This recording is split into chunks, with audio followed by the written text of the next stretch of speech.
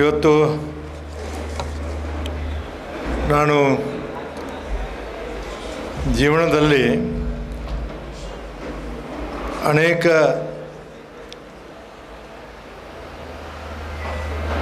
ಸಮಾರಂಭಗಳನ್ನು, ಅನೇಕ ಪ್ರಶಸ್ತಿಗಳನ್ನು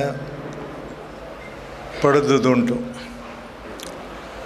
ಆದರೆ ಶಿವರಾಮ ಕಾರಂತವರು ಒಂದು ಪ್ರಶಸ್ತಿಯನ್ನು ಕೊಡ್ತಾರಂದರೆ ನನ್ನ ಜೀವನದಲ್ಲಿ ಇದಕ್ಕಿಂತ ಸುದೀನವಾದಂಥ ದಿನ ಯಾವುದೂ ಇಲ್ಲ ಅಂತೇಳಿ ನಾನು ಭಾವಿಸಿದ್ದೀನಿ.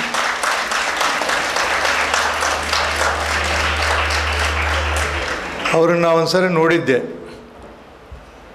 ಅವರ ಮೂಕಜ್ಜಿ ಕನಸುಗಳು ಒಂದು ಪುಸ್ತಕವನ್ನು ಓದಿದ್ದೆ. ಆಮೇಲೆ ಒಂದು ಅವ್ರದ್ದು ಯಾವುದು ಸಿನಿಮಾ ಆಯಿತು, ಒಂದು ಸೋಮನ ದುಡಿ ಸಿನಿಮಾ ನೋಡಿದೆ. ಇಂಥ ಒಬ್ಬ ಶ್ರೇಷ್ಠವಾದಂಥ, ಕರ್ನಾಟಕವಷ್ಟಲ್ಲ ರಾಷ್ಟ್ರ ಕಂಡಂಥ ಅತ್ಯಂತ ಶ್ರೇಷ್ಠವಾದಂಥ ಒಬ್ಬ ವ್ಯಕ್ತಿಯನ್ನು ನಾವು ಕಂಡಿದ್ದೀವಿ, ಈ ನಾಡು ಕಂಡಿದೆ ಅನ್ನೋದೇ ದೊಡ್ಡದಾದಂಥ ನಮಗೆ ಹೆಮ್ಮೆಯ ವಿಷಯ. ಜೀವನದಲ್ಲಿ ಎರಡು ಥರ ಜನರನ್ನು ನಾವು ನೋಡ್ತೀವಿ. ಒಬ್ಬರು ಸತ್ತರು ಬದುಕಿದಂಗಿರ್ತಾರೆ, ಇನ್ನೊಬ್ಬರು ಬದುಕಿದ್ರು ಸತ್ತಂಗಿರ್ತಾರೆ. ಸ್ವಲ್ಪ ನಮ್ಮ ಭಾಷೆ ಹೊರಟ ಆ ಕಡೆ ಉತ್ತರ ಕರ್ನಾಟಕದ ಬರೋದಿಲ್ಲ ನಮ್ಗೆ. ನಿಧನರಾದರೂ ಸಹಿತ, ನಮ್ಮ ಎದುರಿಗೆ ಇಲ್ಲ ಅಂದರೂ ಸಹಿತ ಕಾರಂತವರು ನಮ್ಮ ಎದುರಿಗೆ ಇದ್ದಾರೆ, ಅವರು ಬದುಕಿದ್ದಾರೆ ಅನ್ನೋಂಥ ನನ್ನ ಭಾವನೆಯಾಗಿದೆ ಅಂತ ಹೇಳ್ತೀನಿ ನಾನು. ಯಾಕಂದರೆ ಕಾರಂತವರ ವಿಚಾರಗಳು ಅತ್ಯಂತ ಭಾಳ ಶ್ರೇಷ್ಠವಾದಂಥ ವ್ಯಕ್ತಿಗಳು. ಎಲ್ಲ ಓದಿದ್ದೀವಿ, ಅವ್ರನ್ನ ನೋಡಿದ್ದೀವಿ, ಅವ್ರ ಮಾತು ಗೀತು. ನಾವೆಲ್ಲ ವಿದ್ಯಾರ್ಥಿಗಳಿದ್ದಾಗ ಸಹಿತ ಅವರ ಅನೇಕ ಭಾಷಣಗಳನ್ನು ನಾವೆಲ್ಲ ಕೇಳಿದ್ದೀವಿ. ಅಂಥ ಒಬ್ಬ ಶ್ರೇಷ್ಠವಾದಂಥ ವ್ಯಕ್ತಿಯ ಹೆಸರಿಂದ ಕಲ್ಕೂರು ಪ್ರತಿಷ್ಠಾನ ಸಂಸ್ಥೆಯವರು ಅವರ ಹುಟ್ಟುಹಬ್ಬದ ದಿನ ಕಾರಂತ ಪ್ರಶಸ್ತಿಯನ್ನು ಕೊಡುವಂಥ ಪದ್ಧತಿಯನ್ನು ತಂದಿದ್ದೀರಿ. ನಿಜವಾಗಿ ನಿಮಗೆ ಏನು ಕಲ್ಕೂರು ಪ್ರತಿಷ್ಠಾನ ಇದೆ, ನಿಮಗೆ ನಾನು ಭಾಳ ನನ್ನ ಹೃದಯದಿಂದ ನಿಮ್ಮನ್ನು ಅಭಿನಂದಿಸ್ತೇನೆ ಅಂತ ಹೇಳ್ತೀನಿ ನಾನು. ಇವತ್ತಿನ ದಿನಮಾನಗಳು ಬೇರೆ. ಇವತ್ತು ನೀವು ಯಾರ ಉಪಕಾರ ಮಾಡಿದವ್ರನ್ನ, ಮತ್ತೊಬ್ಬರನ್ನ ಏನೋ ವಿಚಾರ ಮಾಡುವಂಥವ್ರನ್ನ ನಾವೆಲ್ಲ ಭಾಳ ತಿಳ್ಕೊಳ್ಳೋದು ಕಡಿಮೆ. ಇದ್ದವರಲ್ಲೇ ಹೇಳೋದು ನಾನು. ಇಲ್ಲದವರ ಬಗ್ಗೆ ನೀವು ಪ್ರಶಸ್ತಿ ಕೊಡುವಂಥ ಕೆಲಸ, ಅವರನ್ನು ಇನ್ನೂ ನಾವು ಜೀವಂತವಾಗಿ ಇಟ್ಕೊಂಡು ಬರುವಂಥ ಕೆಲಸವನ್ನು ಮಾಡ್ತಿಲ್ಲ. ನಿಜವಾಗಿ ನನಗೆ ಭಾಳಷ್ಟು ಹೆಮ್ಮೆ ಮತ್ತು ಅಭಿಮಾನ ಅನಿಸ್ತಿದೆ. ನಾನು ಹೇಳಿದೆ, ನಾನು ವೆಸ್ಟ್ ಇಂಡೀಸ್ ಬಾರ್ಬಡೋಸಕ್ಕೆ ಹೋಗಿದ್ದೆ. 10ನೇ ತಾರೀಕಿನ 11 ಗಂಟೆಗೆ ನಾನು ಪ್ರಯಾಣ ಶುರು ಮಾಡಿ ನಿನ್ನೆ 4 ಗಂಟೆಗೆ ಬಂದೀನಿ. 34 ತಾಸು ಫ್ಲೈಟ್ನಲ್ಲಿ ಬಂದಿದ್ದೀನಿ.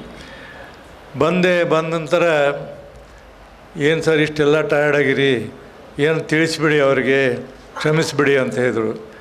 ಅದರಷ್ಟು ಮೋಸ ಮಾಡೋದು ಇನ್ನೊಂದು ಯಾವುದೂ ಆಗೋದಿಲ್ಲ.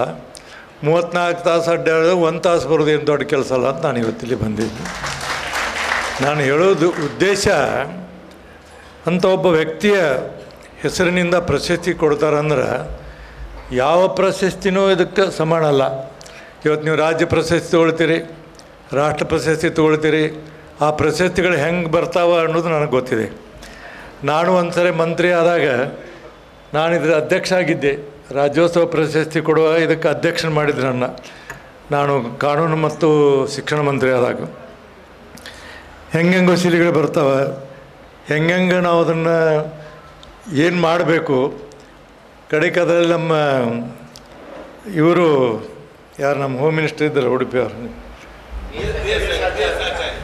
ಆಚಾರ್ಯ ಅವರು, VS ಆಚಾರ್ಯ ಅವರು ಸಹಿತ ನನ್ನ ಕಮಿಟಿಯಲ್ಲಿ ಇದ್ದರು. ಅವರು ಹೊರಟ್ಟಿ ಅವರೇ, ದಯಮಾಡಿ ನನಗೆ ಇನ್ನು ಕರಿಬೇಡ, ಇದಕ್ಕೆ ಕೇಳೋಕೆ ಸಾಕಾಗಿದೆ ನನಗೆ, ನೀವೇನಾದ್ರು ಮಾಡಿ ನಾನು ಸಹಿ ಮಾಡ್ತೀನಿ ಅಂತಂದ್ರು ಅವರು. 5 ಮಂದಿಯಲ್ಲಿ 3 ಮಂದಿ ಬಿಟ್ಟು ಹೋದರು, ನಾನು ಇಬ್ಬರ ಉಳಿದೀವಿ ನಾವು. ಅಂದರೆ ಪ್ರಶಸ್ತಿಗಳವು, ರಾಜ್ಯ ಪ್ರಶಸ್ತಿ, ರಾಷ್ಟ್ರ ಪ್ರಶಸ್ತಿಗಳು ಅವು ಮೌಲ್ಯವನ್ನು ಕಳ್ಕೊಳ್ತಿದ್ದವು.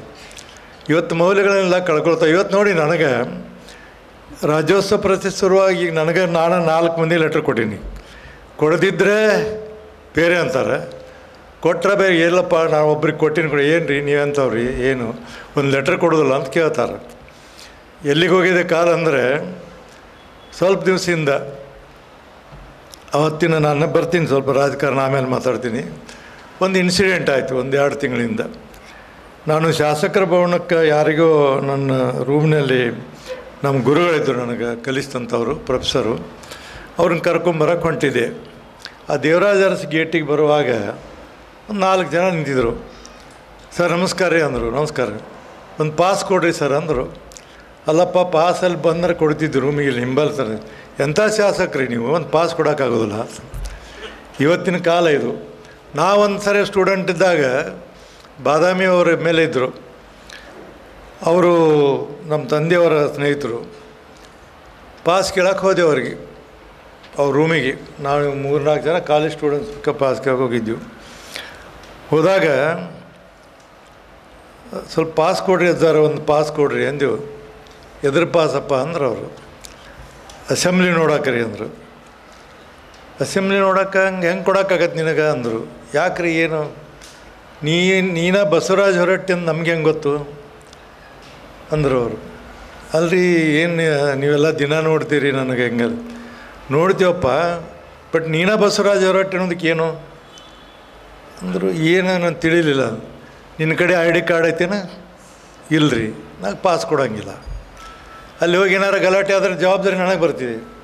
ಇವತ್ತು ನೀವು ನೋಡಿರಿ, ಪಾಸ್ ಕೊಟ್ಟವ್ರು ಹಣೆ ಬರ ಪಾರ್ಲಿಮೆಂಟು ಏನೇನು ಆಗ್ತಾವೆ ಅನ್ನೋದನ್ನು ನೋಡಿರಿ. ಮೈಸೂರಲ್ಲಿ ಏನಾಯಿತು, ಎಲ್ಲ ಏನಾಯ್ತು, ಇದೆಲ್ಲ ಅಂದರೆ ಇಂಥ ದಿನಗಳನ್ನು ನಾವು ಇವತ್ತು ನೋಡ್ತೀವಿ. ಅಂಥದ್ರಲ್ಲಿ ಆವತ್ತಿನ ಕಾಲಕ್ಕೆ ಶಿವರಾಮ ಕಾರಂತರವರು ನೇರವಾಗಿ ಮಾತನಾಡೋದು, ನೇರವಾಗಿ ಹೇಳೋದು, ಯಾರ ಮುಖ ಬಿಡೆಯನ್ನು ಇಟ್ಕೊಳ್ಳದೆ ತಮ್ಮದೇ ಆದಂಥ ಒಂದು ವ್ಯಕ್ತಿತ್ವ ನೋಡಿಸ್ಕೊಂಡು ಬಂದಂಥವ್ರು. ಅಂಥವ್ರ ಪ್ರಶಸ್ತಿ ನನಗೆ ಸಿಕ್ಕಿದೆ ಅಂದರೆ ನಾನು ಭಾಳ ಅಭಿಮಾನದಿಂದ ಇಲ್ಲಿ ಬಂದೀನಿ ಅನ್ನೋದನ್ನು ನಿಮಗೆ ಭಾಳ ಇದರಲ್ಲಿಂದ ನನ್ನ ಹೃದಯದಿಂದ ಹೇಳಲಿಕ್ಕೆ ಇಷ್ಟಪಡ್ತೀನಿ. ಕೇವಲ ನಮಗೇನೆಂದರೆ, ಇಂದಿನ ಈ ಪ್ರಜಾಪ್ರಭುತ್ವದಲ್ಲಿ ಕೇವಲ ನಾವು ಇಲ್ಲಿ 3 ಜನ ಶಾಸಕರದೀವಿ. ಇಲ್ಲೇ 3 ಜನ ಶಾಸಕರದೀವಿ. ನಮಗೆಲ್ಲ ಇವತ್ತಿನ ರಾಜಕಾರಣ ಅವ್ರಿಗೆ ಸ್ವಲ್ಪ ಹೊಸಬರು, ನನಗೆ ಹಳೆಯದು. ನಾನು 45 ವರ್ಷ ಆಯ್ತು. ಇವತ್ತು ಜೂನ್ 30ಕ್ಕೆ 45 ವರ್ಷ ಆಯ್ತು. 18 ಮುಖ್ಯಮಂತ್ರಿಗಳನ್ನ ನೋಡಿ ನಾನು, ಗುಂಡೂರಾಯನ ಹಿಡ್ಕೊಂಡು ಇಲ್ಲಿವರೆಗೆ ಮುಖ್ಯಮಂತ್ರಿಗಳನ್ನ ನೋಡೀನಿ. ಸುಮಾರು 2200 ಶಾಸಕರು ನೋಡೀನಿ. 418 ಮಂತ್ರಿಗಳನ್ನ ನೋಡಿದ್ದೀನಿ. ಇಷ್ಟೆಲ್ಲ ನೋಡಿ ಎಲ್ಲ ನಾನು ತಿಳ್ಕೊಂಡಾಗ ಅವತ್ತಿನ ರಾಜಕಾರಣಕ್ಕೆ ಇವತ್ತಿನ ರಾಜಕಾರಣಕ್ಕೆ ನಾವೇನಾದರೂ ಹೋಲಿಸ್ಕೊಂಡ್ರೆ ಒಂದೊಂದು ಸರಿ ಯಾಕಪ್ಪ ನಾವು ಇಲ್ಲಿದ್ದೀವಿ ಅನ್ನೋಂಥ ಭಾವನೆ ಬರ್ತೈತಿ. ನಾನು ಒಂದೊಂದು ಸರಿ ಮಾಡ್ತಿದ್ದೆ ವಿಚಾರ, ಸಾಕಪ್ಪ ಈ ಸರಿ ಚುನಾವಣೆ ನಿಲ್ಲಂಗಿಲ್ಲ ಅಂತ ಹೇಳ್ತೀವಿ. ಚುನಾವಣೆ ಬಂದ್ರೆ ಮತ್ತೆ ಯಾರು ಹೇಳಿದ್ರು ನಿಂತು ಬಿಡೋದು. ಅವ್ರು ಹೇಳಿದ್ರಿ ನಾನು ನಿಲ್ತಿದ್ದಿಲ್ಲ, ನಿಂತು ಬಿಟ್ಟೆ ಅಂತ ಹೇಳೋದು. ಇವತ್ತಿನ ಇದರಲ್ಲಿ ಹಂಗೆ ಬರ್ತಿದೆ.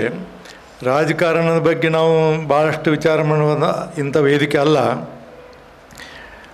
ಇವತ್ತು ಕೃತಿಯಲ್ಲಿ ನಾವು ಎಷ್ಟು ಕೆಲಸ ಮಾಡ್ತೀವಿ. ಎಲ್ಲರೂ ಇವತ್ತು ಸ್ಕೂಲ್ ಬಗ್ಗೆ ಮಾತಾಡ್ತಿದ್ರು. ಇವರು ನನ್ನ ಪಕ್ಕದಲ್ಲಿ ಕೂತ್ಕೊಂಡವರು ಸ್ಕೂಲ್ ಬಗ್ಗೆ ಮಾತಾಡ್ತಿದ್ರು. ಕನ್ನಡ ಶಾಲೆಗಳು ಮುಚ್ಚುತ್ತಾವೆ.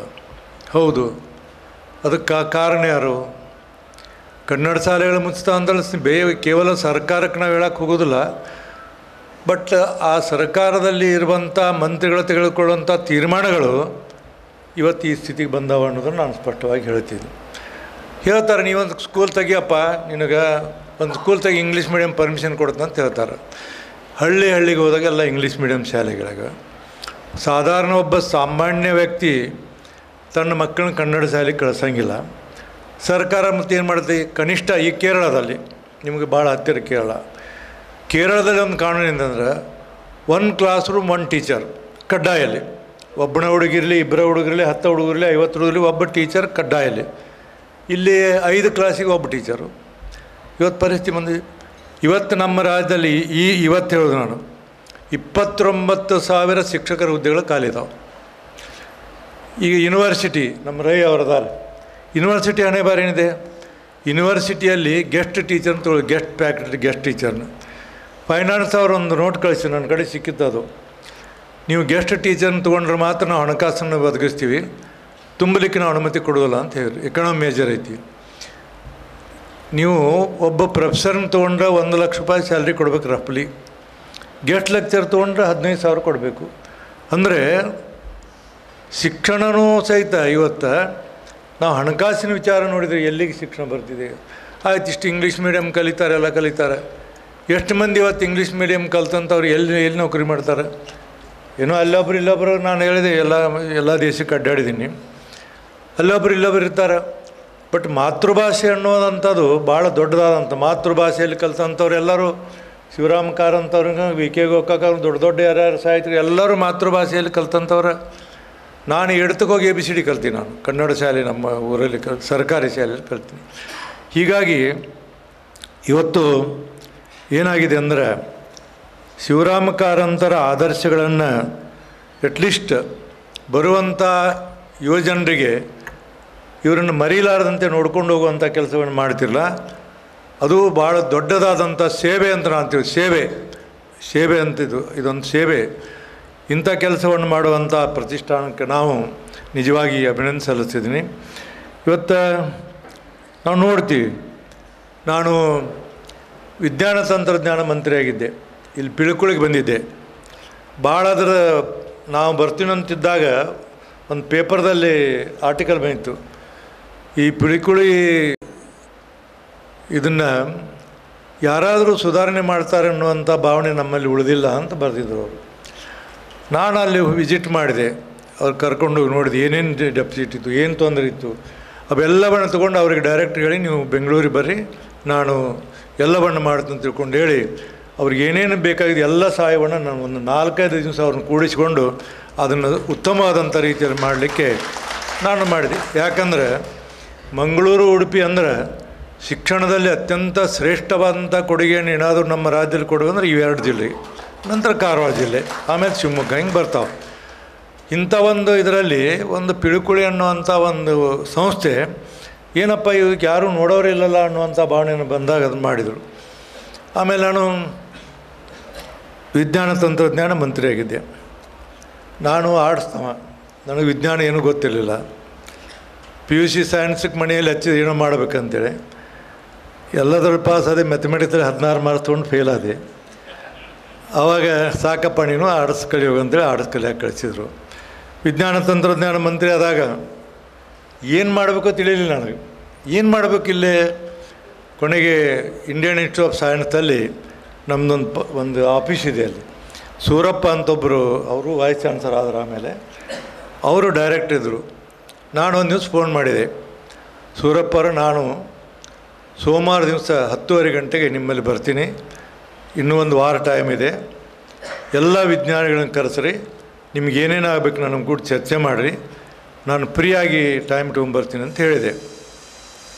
ಭಾಳ ಖುಷಿಪಟ್ಟರು ಅವರು. ದೇವರಾಜ ಅರಸರ ನಂತರ ಯಾರೂ ಅಲ್ಲಿ ಹೋಗಿದ್ದಿಲ್ಲ, ನಾನು ಹೋಗಿದ್ದೆ. Devaraj Urs science and technology ಅವ್ರ ಕಡೆ ಇತ್ತು, ಹೋಗಿದ್ರು. ಅಲ್ಲಿ ಮೆಹ್ತಾ ಅಂತೊಬ್ಬರು ಟಾಟಾ ಇನ್ಸ್ಟಿಟ್ಯೂಷನಲ್ಲಿ ಡೈರೆಕ್ಟರ್ ಅವರು. ಎಲ್ಲ ನಾನು ಸ್ವಲ್ಪ ನಿಮ್ಗೆ ಹೇಳಬೇಕಾಗುತ್ತೆ. ಈಗ ಸೂರಪ್ಪ ಭಾಳ ಖುಷಿಯಾಗಿ, sir Monday our minister is coming sir, just he wants to meet you sir ಅಂತ ಹೇಳಿದಂತ. ಅವ್ರಿಗೆ ಈ ರಾಜಕಾರಣಿ ಬಗ್ಗೆ ಭಾಳ ಅಲರ್ಜಿ ಇತ್ತು ಅವ್ರಿಗೆ. ಅವ್ರು ಹೇಳಿದ್ರು, Surappa are you believing this idiot politicians ಅಂದಂತ. ಇವು ಮಾತಾಡೋಕ್ಕೆ ಬರಲಿಲ್ಲ. No sir, no he never come ಅಂದರು. ಆಯಿತು, ನಾನು ಹೋದೆ. ಸೋಮವಾರ ಕರೆಕ್ಟ್ 10:00 ಹೋದೆ. 40 ಜನ ವಿಜ್ಞಾನಿಗಳು ಬಂದಿದ್ದರು. ಸಿ ವಿ ರಾಮಣ್ಣ ಅಂತ ದೊಡ್ಡವರು ಸಾಹಿತ್ಯ ಇದನ್ನು ಬರೆದಿಟ್ಟಿದ್ರು. ಅವನ್ನೆಲ್ಲ ಕೆಳಗಡೆ ಡಂಪ್ ಮಾಡಿದರು, ಅದಕ್ಕೆಲ್ಲ ಗೆದ್ದೆತ್ತಿದ್ವು. ಒಬ್ಬ ಕುಂಟೆ ಅಂತೇಳಿ ಬಿಜಾಪುರದ ಅವನು ಸೈಂಟಿಸ್ಟ, ಅವನು ಹೇಳಿದ, ಸರ್ ಇಂಥವೆಲ್ಲ ಬರೆದಿಟ್ಟಾರ, ದುಡ್ಡಿಲ್ಲಕ್ಕೆ ಅವೆಲ್ಲ ಗೆದ್ದೆತ್ತಿ ಹೋಗಾಗತ್ತೆ ಅಂತ ಹೇಳಿದ್ರು. ಸಭೆ ಮುಗಿದ ನಂತರ ತೆಗೀರಿ ನೋಡ್ತೀನಿ ಅಂತ ಹೇಳಿದ್ರು. ಆಮೇಲೆ ಎಲ್ಲ ಆಯಿತು. ಆದ ನಂತರ ಆ ಪುಸ್ತಕ ತೆಗೆದ್ರು. ಏನು ರೀ ನೀವು ಡೈರೆಕ್ಟಾಗಿ ಇವಕ್ಕೆಲ್ಲ ಏನಾದರೂ ಮಾಡಿದ್ರು? ಸರ್ ಸರ್ಕಾರಕ್ಕೆ 10 ಸರಿ ಪತ್ರ ಬರೆದಿನಿ ಸರ್, ನಮ್ಗೆ ದುಡ್ಡ ಕೊಟ್ಟಿಲ್ಲ. ಎಷ್ಟು ಬೇಕಾಗ್ತಿದ್ದಕ್ಕೆ ಬುಕ್ ಪ್ರಿಂಟ್ ಆದಂಥ ಬುಕ್ಕಿಗೆ ರೀಪ್ರಿಂಟ್ ಮಾಡೋ ಕೆಲವು ಅಥವಾ ಅದನ್ನು ರಿಪೇರಿ ಮಾಡೋ ಎಷ್ಟು ಬುದ್ಧಿ ಇದೆ ಅಲ್ಲಿ ಬೈದೆ. ಇವತ್ತು ತೊಗೊಂಬರಿ, ಅದು ಎಷ್ಟೈತೆ ನೀವು ತೊಗೊಂಬರಿ ಕೊಡ್ತೀನಿ ಅಂತೇಳಿ ಆಗಿಂದಾಗ ಎಲ್ಲ ಬುಕ್ಗಳನ್ನು ನಾನು ಮಾಡಿದೆ. ಎಲ್ಲ ರಿಪೇರಿ ಮಾಡೋಕ್ಕೆ ಎಲ್ಲ ಕೊಟ್ಟೆ.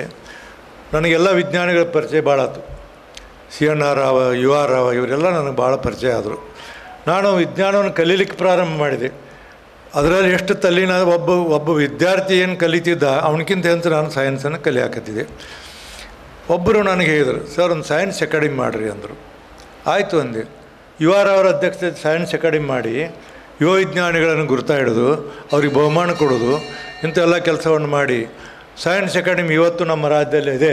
ಆ ಸೈನ್ಸ್ ಅಕಾಡೆಮಿ ಮುಖಾಂತರ ವಿಜ್ಞಾನವನ್ನು ನಾವು ಬೆಳೆಸಲಿಕ್ಕೆ ಪ್ರಯತ್ನ. ಅಂದ್ರೆ ನಾನು ಹೇಳೋದೇನೆಂದ್ರೆ, ಒಬ್ಬ ಮನುಷ್ಯ ತಾನು ಏನಾದರೂ ಗೊತ್ತಿಲ್ಲ ಅಂದರೂ ಸಹಿತ ಗೊತ್ತು ಮಾಡಿಕೊಳ್ಳುವಂಥ ಜನ ಇದ್ದರೆ ಅದಕ್ಕೊಂದು ಗೌರವ ಮತ್ತು ಅದಕ್ಕೊಂದು ಕಿಮ್ಮತ್ತು ಸಿಗ್ತಿದೆ ಅಂತ ನನ್ನ ಅನಿಸಿಕೆ.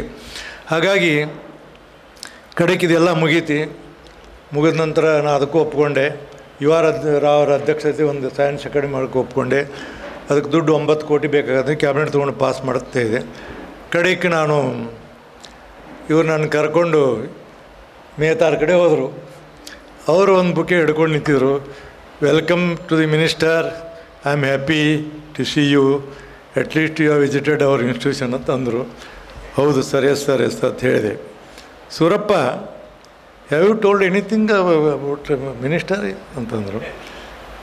Sir I told him I am extremely sorry. ಅವ್ರು ಏನೋ ಕೇಳೇ ಇಲ್ಲ ಅವರು ಅಂದರು. ಆಮೇಲೆ ಅವ್ರು ಹೇಳಿದರು, ಮಿನಿಸ್ಟ್ರ್ ಇದ್ದಂಥವ್ರು ಈ ಥರ ಬರಬೇಕು, ನಿಮಗೆ ಹೇಳಿದ್ರು ನಾನು ಇಂಥೆಲ್ಲ ಮಾಡ್ತೀವಿ ನಾವೆಲ್ಲ ಹೇಳಿದರು. ಅಂದರೆ ಈ ಶಿಕ್ಷಣ ಬಗ್ಗೆ ತಾವು ಹೇಳಿದಾಗ ನನಗೆ ಮೊದಲನೇ ಸರಿ ಮಂತ್ರಿ ಆದೆ, 2ನೇ ಸರಿ ಮಂತ್ರಿ ಆದೆ ಕುಮಾರಸ್ವಾಮಿ ಅವರ ಕಾಲಕ್ಕೆ. ದೇವೇಗೌಡ ಒಂದು ಫೋನ್ ಮಾಡಿದರು, ಹೊರಟ್ಟಿ ನೀನು ಒಳ್ಳೆ ಕೃಷಿಕದಿ, ಒಳ್ಳೆ ಹಾರ್ಟಿಕಲ್ಚರ್ ಮಾಡಿ ಅಗ್ರಿಕಲ್ಚರ್ ಮಾಡಿ, ನಿನಗೆ ಹಾರ್ಟಿಕಲ್ಚರು ಅಗ್ರಿಕಲ್ಚರು ಎನಿಮಲ್ ಹಸ್ಬೆಂಡ್ರಿಯೋ ಯಾವುದು ನೀ ತೊಗೊಳ್ಬೇಕು ಅಂತ ಹೇಳಿದರು. ನಾನು ಏನು ಮಾತಾಡೋದು ಸರ್, ಆಯ್ತು ನೀವು ಏನು ಕೊಡ್ತೀವಿ ತೊಗೋತೀನಿ ಸರ್. ನನಗೆ ಕೇಳೋದು ಸರಿ ಮಾತಾಡು ಅಂದರು ಅವರು. ಇಲ್ಲ ಸರ್ ನೀವೇನು ಕೊಟ್ಟಿರಿ ತೊಗೊಳ್ತೀನಿ. ಇಲ್ಲ ನನಗೆ ಗೊತ್ತಿದೆ ನಿಂದು, ನೀ ಶಿಕ್ಷಣ ಮಂತ್ರಿ ಆಗ್ಬೇಕಂತ. ನೀವು ವಿರೋಧಿ ಪಕ್ಷದಲ್ಲಿದ್ದಾಗ ಶಿಕ್ಷಣದ ಬಗ್ಗೆ ಏನೇನು ಮಾಡಿ ಎಷ್ಟು ಮಂತ್ರಿಗಳಿಗೆ ಬೈದು ಎಷ್ಟು ಮಂತ್ರಿಗಳಿಂದ ಕೆಲಸ ತೊಗೊಳ್ಳೋಕ್ಕೆ ಆಗಿಲ್ಲ ಅಂಥೇಳಿ ಟೀಕೆ ಮಾಡಿ ಒಂದು ವೇಳೆ ನೀನು ಶಿಕ್ಷಣ ಮಂತ್ರಿ ಭಾಳ ಅನ್ಪಾಪ್ಯುಲರ್ ಆಕಿ, ನೀನು ಬೇಡ ಅಂತ ಹೇಳಿದರು. ನಾನು ಸರ್ ಇಲ್ಲ ಸರ್ ನಾನು ಮಾಡಿ ತೋರಿಸ್ತೀನಿ ಅಂದೆ. ಆಯಿತು ನಿನ್ನ ಕರ್ಮ ಅಂತಿದ್ರು. ಹೇಳಿ ಎಜುಕೇಷನ್ ಕೊಟ್ಟರು. ಮೊಟ್ಟ ಮೊದಲಿಗೆ ನಾನು ಮಾಡಿದ ಕೆಲಸ ಏನಂದ್ರೆ, ಒಬ್ಬ ಡೈರೆಕ್ಟರ್ನ ಇದರಲ್ಲಿ ನಮ್ಮ ಕರ್ನಾಟಕದಲ್ಲಿ ಎಷ್ಟು ಶಾಲೆಗಳು, ಹೈಸ್ಕೂಲುಗಳು, ಎಷ್ಟು ಜೂನಿಯರ್ ಕಾಲೇಜುಗಳು, ಪ್ರೈಮರಿ ಅಂತ ಇರ್ತಿದ್ವು ಊರಿಗೆ ಒಂದು ಬೇಕನ್ನೋದು ರಿಪೋರ್ಟ್ ಕೊಡು ಅಂತ ಹೇಳಿದೆ. ಅವ್ರು ರಿಪೋರ್ಟ್ ಕೊಟ್ಟರು. ಅಂದರೆ ಪ್ರತಿಯೊಂದು ಗ್ರಾಮ ಪಂಚಾಯತಿ ಮಟ್ಟದಲ್ಲಿ ಒಂದು ಹೈಸ್ಕೂಲನ್ನು ಪ್ರಾರಂಭ ಮಾಡಬೇಕಂತ ನನ್ನ ತಲೆಯಲ್ಲಿತ್ತು. 1632 ಹೈಸ್ಕೂಲ್ ಬೇಕು, 720 ಜೂನಿಯರ್ ಕಾಲೇಜ್ ಬೇಕಂದರು. ಯಡಿಯೂರಪ್ಪ ಅವರು ಹಣಕಾಸಿನ ಮಂತ್ರಿ, ಭಾಳ ಪ್ರಯತ್ನ ಮಾಡಿದ್ವಿ. ಕೊನೆಗೆ ಹಾಗೂ ಈಗ ಅವ್ರನ್ನ ಅಣ್ಣಂದು ಒಪ್ಪಿಸಿ 1039 ಪ್ರೌಢಶಾಲೆಗಳನ್ನು ಕನ್ನಡ ಮಾಧ್ಯಮದಾಗ ಸರ್ಕಾರಿ ಶಾಲೆ ಪ್ರಾರಂಭ. 1039, 500 ಜೂನಿಯರ್ ಕಾಲೇಜುಗಳು, 5,000 ಕೋಟಿ ಕಟ್ಟಡಕ್ಕೆ. ಇವತ್ತಿನವರೆಗೆ ಈ ರಾಜ್ಯ ಹುಟ್ಟಿದಾಗಿಂದ ಯಾರೂ ಅಷ್ಟು ಮಾಡಲಾರ್ದಂಥ ಕೆಲಸವನ್ನು ಅವತ್ತು ನಾನು ಮಾಡಿದೆ. 55,000 ಜನ ಟೀಚರ್ಸ್ ನೇಮಕಾತಿ ಮಾಡಿದ್ವಿ. ಅವತ್ತೆಲ್ಲ ನಡೆದು ನಮ್ಮ ಕಾಲಕ್ಕೆ ಯಾವ ಸ್ಟ್ರೈಕ್ ನಡಲಿಲ್ಲ, ಮತ್ತು ಯಾವುದು ಟೀಚರ್ಸ್ ಶಾರ್ಟೇಜ್ ಇಲ್ಲೆಲ್ಲ ನಡೆದು.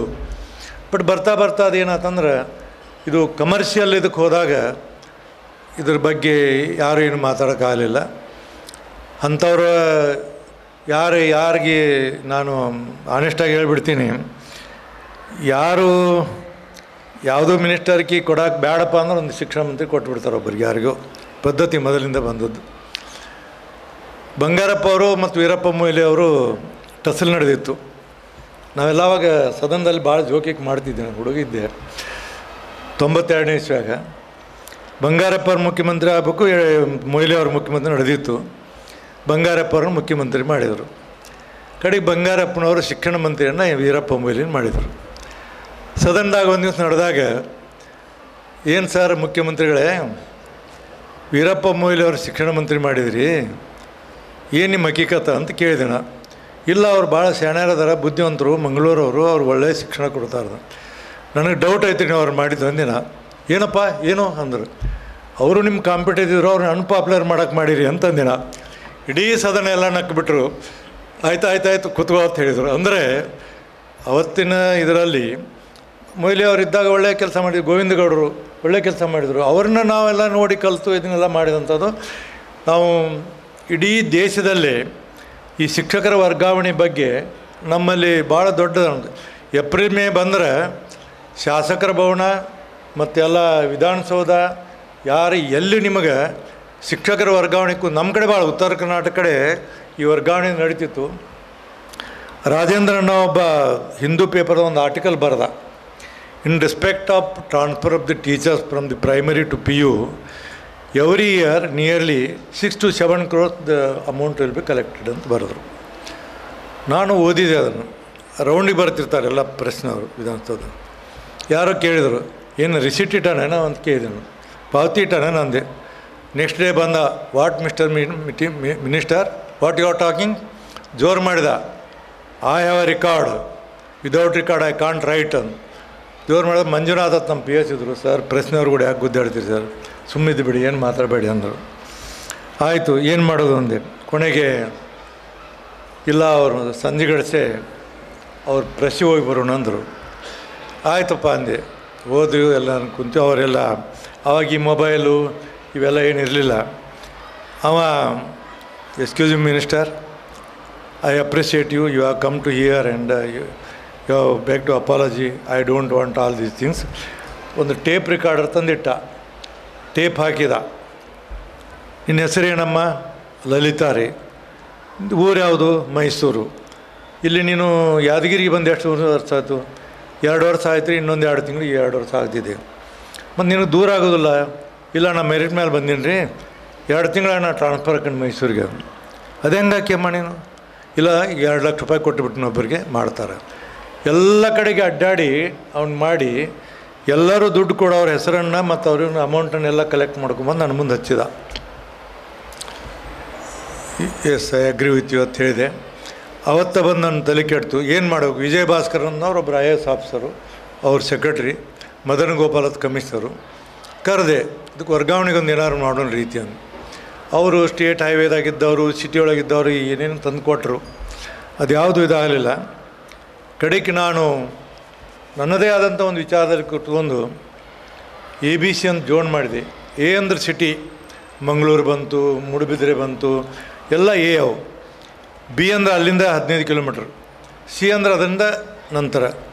ABC ಜೋನ್ ಮಾಡಿ ಶಿಕ್ಷಕರನ್ನೆಲ್ಲ ಕೌನ್ಸಿಲ್ ಮುಖಾಂತರ ಮಾಡಬೇಕು. ಗೋಲ್ಡ್ ಮೆಡಲಿಸ್ಟ್ ತೊಗೊಂಡ್ರು ಸಹಿತ ಅವ್ರ ಕೌನ್ಸಿಲ್ ಮುಖಾಂತರ ವರ್ಗಾವಣೆ ಆಗಬೇಕು ಅಂತ ಮಾಡಿದೆ. ನಾವು all India education minister chief minister ಕಾನ್ಫರೆನ್ಸ್ಗೆ ಹೋದಾಗ 7 ರಾಜ್ಯದವರು ಇದನ್ನು ಅನುಕರಣೆ ಮಾಡಿದರು. 7 ರಾಜ್ಯದಲ್ಲಿ 9 ರಾಜ್ಯದವರು ಇದನ್ನು ಇಂಪ್ಲಿಮೆಂಟ್ ಮಾಡಿದರು. ಇವತ್ತು ನಮ್ಮ ಹೈಯರ್ ಎಜುಕೇಷನು ಮತ್ತು ಫಾರೆಸ್ಟು, ಹೆಲ್ತ್ ಇಲ್ಲೆಲ್ಲ ಇದನ್ನು ಕೌನ್ಸಿಲಿಂಗ್ ಮುಖಾಂತರ ಮಾಡೋದು. ಅಂದರೆ ನಾ ಹೇಳೋ ಉದ್ದೇಶ, ನಾವು ಅಧಿಕಾರಕ್ಕೆ ಬಂದಾಗ ನಾವು ಏನಾದರೂ ಕಲಿಬೇಕಲ್ಲ, ಏನಾದ್ರು ಮಾಡಬೇಕಲ್ಲ. ಶಿಕ್ಷಣದಲ್ಲಿ ನನಗೆ ಇದೆಲ್ಲ ಇತ್ತು, ಮಾಡಿದ್ದೀವಿ. ಹೀಗಾಗಿ ಇವತ್ತು ಅವರು ಭಾಳಷ್ಟು ಮಂದಿ ಇಂಗ್ಲೀಷ್ ಮಾಧ್ಯಮವನ್ನು ಕೇಳಾಕತ್ತಿದ್ರು. ಮಕ್ಕಳು ಇಂಗ್ಲೀಷ್ ಕಲಿಬೇಕಂದ್ರು. ನರ್ಸರಿಗೆ, ಪ್ರತಿಯೊಂದು ಸರ್ಕಾರಿ ನರ್ಸರಿಗೆ 30 ಮಕ್ಕಳನ್ನು ಇಂಗ್ಲೀಷ್ ಮೀಡಿಯಮ್ ತೊಗೋತಾರೆ. 30 ಹೋಗಿ 60 ಆಗಿದೆ ಈಗ. ಹಂಗೆ ಬೆಳೀತಾ ಬರುತ್ತೆ. ಕನ್ನಡ ಎಲ್ಲ ಮುಕ್ತ ಹೋಗ್ತಿದೆ. ಇಂಥ ಪರಿಸ್ಥಿತಿ ಬಂದಾಗ ಮುಂದೆ ಏನಾಗ್ತಿದೆ ಅನ್ನೋದು ಯಾರು ಹೇಳಲಿಕ್ಕೆ ಸಾಧ್ಯ ಇಲ್ಲ. ಆ ಹಿನ್ನೆಲೆಯಲ್ಲಿ ಇವತ್ತು ಕನ್ನಡ ಉಳಿಬೇಕು, ಬೆಳಿಬೇಕು. ಬಟ್ ನಾವೆಲ್ಲ ಪ್ರಯತ್ನ ಮಾಡಬೇಕು. ಏನೋ ಅದು ಎಲ್ಲ ಭಾಷಣ ಮಾಡೋದು ಹಗರಿತಿದೆ.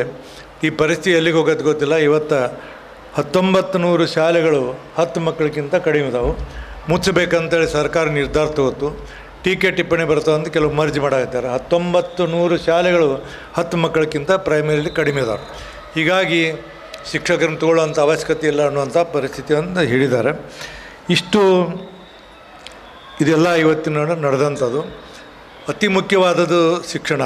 ಇಲ್ಲಿ ನಾ ಬಂದ ನಂತರ ಮಂಗಳೂರು, ಉಡುಪಿಗೆ ನಾ ಈ ಕಡೆಲ್ಲ ಕಾರವಾರ ನನ್ನ ಕಾನ್ಸ್ಟಿಟ್ಯೂನ್ಸಿ, ಶಿವಮೊಗ್ಗ ಈ ಕಡೆಲ್ಲ ಬಂದಾಗ ಅತ್ಯಂತ ಉತ್ತಮವಾದಂಥ ಶಿಕ್ಷಣವನ್ನು ಕೊಡುವಂಥದ್ದು ಏನಾದರೂ ಇವು 2-3 ಜಿಲ್ಲೆ ಅದಾವಲ್ಲ, ಇದನ್ನು ಬಿಟ್ಟು ಯಾವುದಿಲ್ಲ. ಯಾವಾಗ ನೋಡ್ತೇವೆ ಉಡುಪಿಯರ ಫಸ್ಟು, ಮಂಗಳೂರರ ಫಸ್ಟು, SLC ಅವಾಗ ನೀವು ಬೇಕಾದ ನೋಡಿರಿ. ನಾವು ಕಲಿಯುವಾಗ ಹಿಡ್ಕೊಂಡು ನೋಡ್ತೀವಿ ಇಲ್ಲಿವರೆಗೆ ಉಡುಪಿ, ಮಂಗಳೂರು ನಂಬರ್ 1, ನಂಬರ್ 2 ಇದೇ ಇರ್ತಾವೆ. ಎಲ್ಲೋ ತಪ್ಪಿ ಒಂದೊಂದು ಸಾರಿ ಬೇರೆ ರೀತಿಯಲ್ಲಿ ಒಂದು ಡಿಸ್ಟಿಕ್ ಫಸ್ಟ್ ಬಂದಿತ್ತು. ಹೀಗಾಗಿ ಇಲ್ಲಿ ಶಿಕ್ಷಣ ಅದ್ರ ಕೂಡ ನಮ್ಮ ಕಲ್ಕೂರು ಅವ್ರು ಹೇಳುವಾಗ, ಪ್ರದೀಪ್ ಅವ್ರು ಹೇಳುವಾಗ ಹೇಳ್ತಿದ್ರು, ನಮ್ಮ ಇಷ್ಟು ಶಾಲೆ ನಡೆಸ್ತೀವಿ, ಇಷ್ಟು ಮಕ್ಕಳು. ಶಿಕ್ಷಣ ಒಂದಲ್ಲ, ಇಲ್ಲಿ ಭಾಳ ಸಂಸ್ಕಾರ ಭಾಳ ಮುಖ್ಯ ಇದೆ. ಸಂಸ್ಕಾರವನ್ನು ಸಹಿತ ಇಲ್ಲಿ ನೀವು ಶಿಕ್ಷಣದ ಕೂಡ ಸಂಸ್ಕಾರವನ್ನು ಕೊಡುವಂಥ ಕೆಲಸವನ್ನು ಏನು ಮಾಡ್ತಾರಲ್ಲ, ಅದು ನಿಜವಾಗಿ ದೊಡ್ಡದು ಅನ್ನೋದನ್ನು ನನಗೆ ಭಾಳ ಅಭಿಮಾನ ಅನಿಸ್ತಿದೆ. ಆ ಹಿನ್ನೆಲೆಯಲ್ಲಿ ಇವತ್ತು ಶಿಕ್ಷಣವನ್ನು ಕೊಡ್ತಾ, ಸಂಸ್ಕಾರವನ್ನು ಕೊಡ್ತಾ ಅತ್ಯಂತ ಉತ್ತಮವಾದಂಥ ರೀತಿಯಲ್ಲಿ ನೀವು ರಾಜ್ಯಕ್ಕೆ ಮಾದರಿಯಾದಂಥ ಕೆಲಸವನ್ನು ಮಾಡ್ತೀರಿ.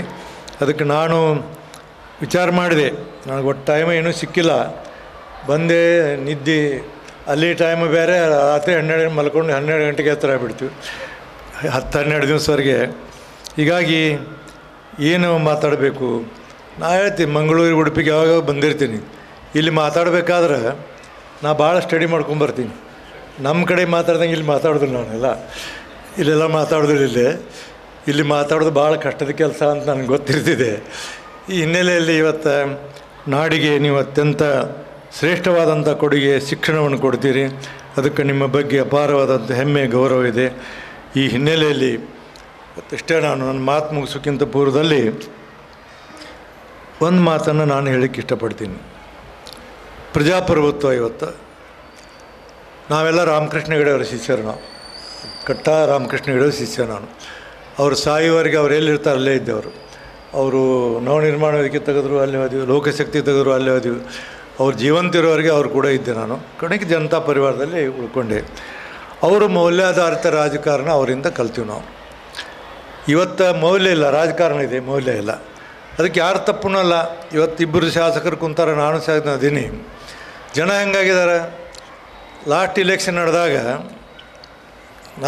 ನಡೆದಾಗ ನಮ್ಮ ಮನೆಯಲ್ಲಿ ಹಿಂಗೊಂದು ಕವರ್ ಹಾಕಿ 2,000 ರೂಪಾಯಿ ಹಾಕಿ ಹೋಗಿದ್ರು ನಮ್ಮ ಮನೆಯಲ್ಲಿ. ಅದಕ್ಕೊಂದು ಮಾರ್ಕ್ ಮಾಡಿದ್ದು, ಒಂದು ಚಿಗರಿ ಮಾರ್ಕ್ ಮೇಲೆ. ಚಿಗರಿ ಅಂದ್ರೆ ಇಂಥವುದಂತ ಅದು ತೋರ್ಸಾಕೆ.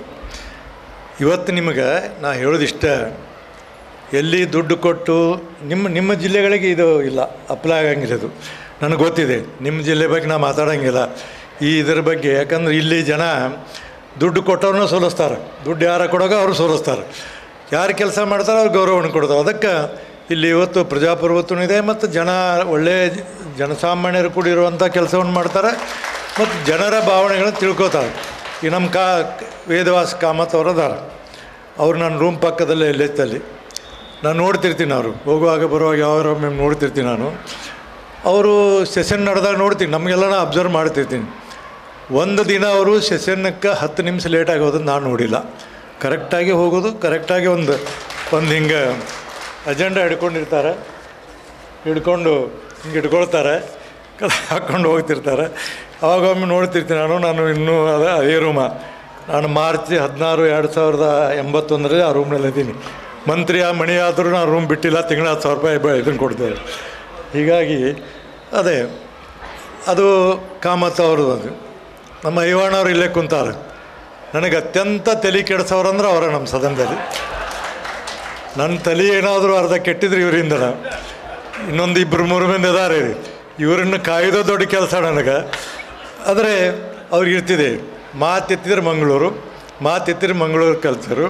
ಮಂಗಳೂರನ್ನು ಬಿಟ್ಟು ಹೊರಗೆ ಬಾರಪ್ಪ ಅಂತ ಎಷ್ಟೋ ಸರಿ ಹೇಳ್ತೀನಿ ನಾನು. ಅಂದರೆ ಅವರಿಲ್ಲಿ ಆರಿಸಿ ಕಳಿಸಿದಂಥ ಜನರ ಬಗ್ಗೆ, ಇಲ್ಲಿ ಸಂಸ್ಕಾರದ ಬಗ್ಗೆ ಅನೇಕ ಒಳ್ಳೊಳ್ಳೆ ವಿಚಾರಗಳನ್ನು ಮಾಡ್ತಾರೆ. ಅವ್ರಿಗೊಂದು ಪ್ರಶಸ್ತಿ ಸಿಕ್ಕತಿ. ನಾಳೆ ನವಂಬರ್ 6ನೇ ತಾರೀಕು ಫ್ರಾನ್ಸ್ ಹೊಂಟಾರೆ.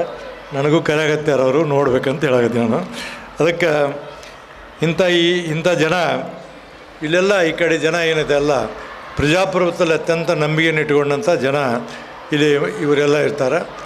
ಇವನ್ ನಮ್ಮ ಕಾರವಾರನೂ ಮೊದಲು ಸ್ವಲ್ಪ ಚೆನ್ನಾಗಿತ್ತು, ಈಗ ಅದಕ್ಕೂ ಸ್ವಲ್ಪ ಬೇರೆ ಗಾಳಿ ಬೆಳೆ ಆಗಿದೆ. ಈಗ ಇದು ಹೋಗಲಿ, ಶಿಕ್ಷಕರ ಮತದಾರ ಕ್ಷೇತ್ರದಲ್ಲಿ ನಡೆದು ಬಿಟ್ಟಿದೆ. ಈಗ ನಮ್ಮ ಬೆಳಗಾವಿ, ಬಿಜಾಪುರ, ಬಾಗಲಕೋಟೆಯಲ್ಲಿ ವೋಟ್ ಹಾಕಿ ಶಿಕ್ಷಕರು ಕ್ಯಾಂಡಿಡೇಟೇ ಗೊತ್ತಿಲ್ಲ ಅವಾಗ ಹಾಕಿದರು. ಎಲ್ಲಿಗೆ ಹೋಗ್ತಿದೆ ಇನ್ನು ಪ್ರಜಾಪ್ರಭುತ್ವ ಬಗ್ಗೆ ನಾವು ಏನು ಮಾತಾಡಬೇಕು? ನಾನು ಒಂದು ಕನ್ಕ್ಲೂಷನ್ಗೆ ಬಂದಿದ್ದೀನಿ. ನಾನು ಎಲ್ಲಿವರೆಗೆ ದುಡ್ಡು ಕೊಡೋರು ಇರ್ತಾರೆ, ಎಲ್ಲಿವರೆಗೆ ದುಡ್ಡು ತೊಗೊಂಡು ಓಟ್ ಹಾಕೋರ್ತಾರೆ, ಅಲ್ಲಿವರೆಗೆ ನಾವು ವೇದಿಕೆ ಮೇಲೆ ಪ್ರಜಾಪ್ರಭುತ್ವದ ಬಗ್ಗೆ, ಚುನಾವಣೆ ಬಗ್ಗೆ ಮಾತಾಡೋದು ಸ್ವಲ್ಪ ಮೂರ್ಖತನ ಅನ್ನಿಸ್ತಿದೆ ಅಂತ ನನಗನ್ನಿಸ್ತಿದೆ. ಆದರೂ ನಮ್ಮಂಥ ಜವಾಬ್ದಾರಿ ಸ್ಥಾನದವ್ರು ಹೇಳಿದ್ರು, ಇನ್ಯಾರು ಹೇಳಬೇಕು? ಕೆಲವರು ಹೇಳೋಂಗಿಲ್ಲ, ಹೆದರ್ತಾರೆ ಹೇಳಕ್ಕೆ. ನಾನು ಓಪನ್ನಾಗೇ ಹೇಳ್ತೀನಿ, ಪ್ರಜಾಪ್ರಭುತ್ವದಲ್ಲಿ ಈ ಥರ ನಡೀತದೆ ಅಂತ ಹೇಳಿದ್ದೀನಿ. ಎಷ್ಟೋ ಸಾರಿ ನಾವು ನಮ್ಮ ಸದನಕ್ಕೆ ಬಂದಾಗ ಎಷ್ಟು ಸದನದಲ್ಲಿ ನಾನು ಮಾತನಾಡಿದ್ದೀನಿ. ಇವಾಗ ಪ್ರಶ್ನೋತ್ತರ ರೀತಿದೆ. ಕ್ವಶನ್ ಕೇಳಿದಂಥ ವ್ಯಕ್ತಿ ಅವ್ರ ಪ್ರಶ್ನೆ ಮುಗಿದ್ರು ಹೋಗ್ಬಿಡ್ತಾರೆ, ಕೂಡೋದಂಗೆಲ್ಲ. ನಮ್ಮ ಕೋಟಾ ಶ್ರೀನಿವಾಸ ಪೂಜಾರಿ ಅಪೋಸಿಷನ್ ಲೀಡರ್ ಇದ್ದರು.